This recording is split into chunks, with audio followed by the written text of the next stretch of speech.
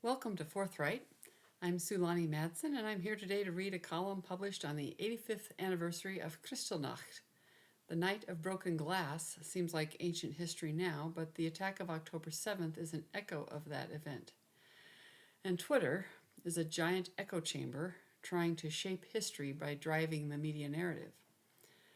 As published on Friday, November 10th, 2023, in the Spokesman Review, Twitter and Terrorism.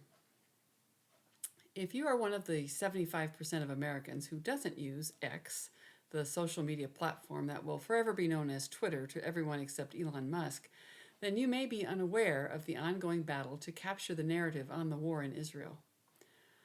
All social media shapes how stories are told, but Twitter has an outsized influence among journalists. While only 13% of Americans look to Twitter as a news source, almost 70% of U.S. journalists use Twitter for work-related tasks, according to Pew Research.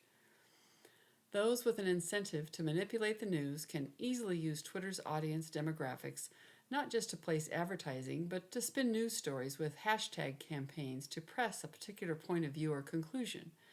As this is written, hashtag Israel is a genocidal state is trending.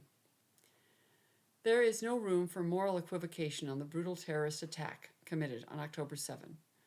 Hamas leaders planned and carried out an invasion of Israel with the express goal of killing unarmed residents to create maximum terror. Hashtag Hamas war crimes. Hamas is the acronym in Arabic for Islamic Resistance Movement. It's a political party, first elected into parliament in 2006 and took control of Gaza in 2007. In late October, the left-leaning Tel Aviv-based newspaper Haaretz reported on an interview with a senior Hamas official in Lebanon, saying October 7 was just a beginning and, quote, vowing to launch a second, a third, a fourth attack until the country is annihilated, end quote. Israel did not start this war. The massacre of over 1,400 Israelis on October 7 is described by Israeli officials as the deadliest single attack on the Jews since the Holocaust. November 9th marked the 85th anniversary of Kristallnacht, the massive escalation of anti-Semitism in Nazi Germany. In the interest of self-preservation, Israel must track down the terrorists in Hamas, Gaza, to prevent another campaign of genocide against the Jews. Hashtag Hamas Nazis. For the past month, progressive apologists on Twitter have been busy downplaying reports of atrocities. Babies decapitated, found baked in an oven, dismissed as Zionist propaganda by one tweeter saying, "This is becoming a joke," in a post that was liked over 3,100 times and shared 812 times. Each share undoubtedly shared again as the news spin went viral. On October 28, a tweet circulated saying an investigation by Haaretz had concluded there were no beheaded babies. And the truth? There's no evidence that Haaretz conducted any investigation. According to USDA Today Politics, a group of 200 forensic pathologists, anthropologists, radiologists, and other experts from Israel, the US, Switzerland, New Zealand, and elsewhere reported on October 16 that victims of the Hamas attack were executed, bound, and burned alive, and others were found decapitated, many of whom were babies. According to USA Today Politics, the tweet with the lie was shared over 50,000 times in 3 days. As of Wednesday, the tweet with the October 31 USA Today Politics fact check had 3 likes and 1 share.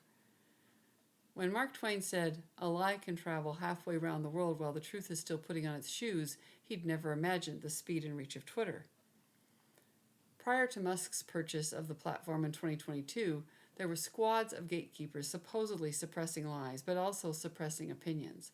Massive layoffs and a reorientation of the platform by Musk to free speech changed that, but while there is now a system of community notes that may flag inaccurate information or offer more context, it is a reader beware zone.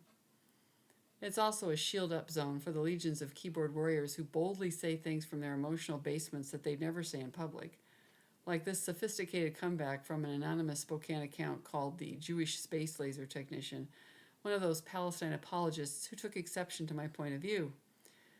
He wrote, "I don't have defective eyes requiring the use of glasses. 2005 vision, good genetics, one of God's chosen, not a squinting mongrel." Yeah. Too many twits on Twitter act like children on a badly supervised playground. Sorting out the facts from the propaganda is an excruciating exercise for optimists and digging through a room full of manure to find a pony. For journalists, it's an occupational hazard to hang out there. Today, it was worth it to give that fact check on hashtag Hamas war crimes one more share in the name of helping the truth lace up its shoes.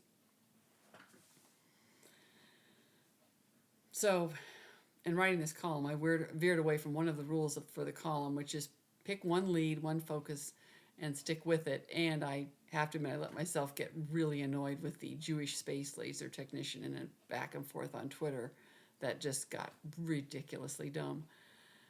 While the focus of the column was how the media narrative is spun on Twitter, the example that I focused on was deliberately on the Hamas-Israel war because I wanted a reason to state my opinion at a time when violent pro-Palestinian rallies and anti-Semitism were growing in America and worldwide.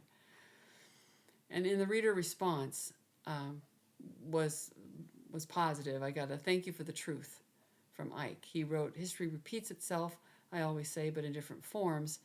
Seeing all these people protesting reminds me of when I served our country starting in 1972 and seeing this kind of protest. Us soldiers being spit on with zero respect and compassion. Shame on those who participated and what they are thinking today. The same for these protesters who have zero knowledge on the facts and are acting like puppets with the lack of education that is being provided to all of them, starting in high school on up. Be well." And I think there is something to that we are not teaching a really good critical thinking look at history or a recognition of how deeply some of these things can go, or looked at what are realistic options in the present. It's a tough situation. And from William, once again, you put into words what many of us think, but lack your writing skills to say. From Doug, your column today was pretty good. And from Ginger, wonderful write-up today. I'm so tired of the misinformation and conveniently forgotten info of who started this conflict. And I include those in here. I'm actually kind of embarrassed to repeat positive feedback, but the positive feedback is a wonderful antidote to the other kind. I really appreciate it. But regardless of the writer's response, I do always appreciate anyone who takes the time to comment, and I'll reply whether you agree with me or not. Writers depend on readers, and so I appreciate readers. A word on that conveniently forgotten history. Well, while Ginger was referring, I think, to the Gazans breaking the ceasefire that was in place until the attack on October 7, the history goes back thousands of years. Before Jesus Christ was born, there had been for centuries a Jewish kingdom called Israel. It was absorbed into the Roman Empire, then several caliphates claimed control, but there were always Jews in Israel. It's not so different than the situation of the Baltic states of Estonia, Latvia, and Lithuania. Those people groups have always been there in that territory, whether they were under the control of empires based in Sweden, Germany, or Russia. They are very proud of their heritage, and they reclaimed control of the land when the opportunity came at the breakdown of the Soviet Union. In a similar way, the Jewish people reclaimed control of Israel at the breakdown of empires in the last century. Jewish Israel has always been open to a two-state solution. Islamic Arabian states in the region have not. Every war the Arabs have started has left their countries with less land because Israel fights back. And Israel fights back because they have vowed never again after being the target of industrialized and bureaucratized genocide at the hands of Germany's Imperial Third Reich. And that most recent history is what is in the minds of so many in Israel. There are still people alive today who remember the night of November 9th and 10th, 1938, when Adolf Hitler and his Nazi Party loyalists, the duly elected government of Germany, attacked Jews in their homes and burned or vandalized Jewish-owned businesses in a nationwide pogrom throughout Germany and its annexed territories, leaving a litter of broken glass in the streets. Over the next 7 years, at least 4 million and as many as 6 million Jews were deliberately killed in the worst genocide in modern times called the Holocaust.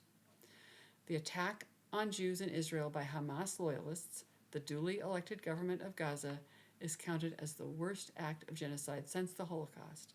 And the Israelis, who have vowed never again, are fighting back against an enemy which makes no secret of their intent to sweep the area from the river to the sea clear of all Jews in blatant calls for genocide and for more attacks like October 7. And meanwhile, pro-Palestinian protesters and the media covering them are ignoring all history, recent and ancient, telling Israel to declare a ceasefire. There was a ceasefire in place on October 6. Hamas doesn't get to start a war with horrible acts of live-streamed war crimes and then complain they are the victims because they are losing. Thank you for listening. The mainstream media coverage has just been so exasperating. I had to follow this thread, and I'll turn back to more local and regional topics in the next posting. Subscribe for notification of new content with or without a pledge. I try to make it 2 a week and not too many to overload your inbox, but trying to keep it interesting. And as always, links to the original column and other resources are in the Substack post.